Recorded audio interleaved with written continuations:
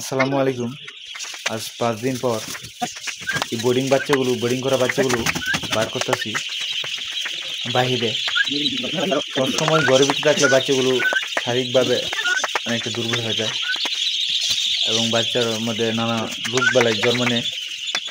তা প্রতিদিন আমরা বের করি, তবে ৫ দিন পর বের করা হয়।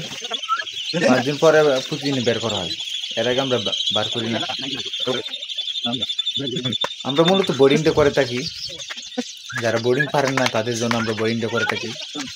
আমাদের কাছে ৫ দিনের বোর্ডিং থেকে শুরু করে ১০ দিনের বোর্ডিং এবং ১৫ দিনের বোর্ডিং করা বাচ্চা পাবেন সবসময়, ইনশাল্লাহ। যতগুলো প্রয়োজন ততগুলো নিতে পারবেন। আর বাচ্চাগুলো অবশ্যই সুস্থ সবল থাকে আমাদের এই বাচ্চাগুলো, যা গুণে মানে অনেক উন্নত থাকে। আর বোর্ডিং তাদের জন্য যারা বোর্ডিং করতে পারেন না, বাচ্চা নেন, তারপর বোর্ডিং করতে চান। বোর্ডিং করার পর বাচ্চাগুলো কেমনি কি বোর্ডিং করতে হয় তা জানেন না, এতে বাচ্চা অনেক মারা যায়। তাদের জন্য আমাদের এই কার্যক্রম, বোর্ডিং কমপ্লিট করে বাচ্চাগুলো নেন। দেখেন, এভাবেই আমরা পানি ব্যবস্থা করে থাকি, কেমনি কী করতে হয়। আরেকটা কথা মনে রাখবেন, বাচ্চাকে খাবার দেওয়ার আগে বাচ্চার পানি ব্যবস্থা করবেন।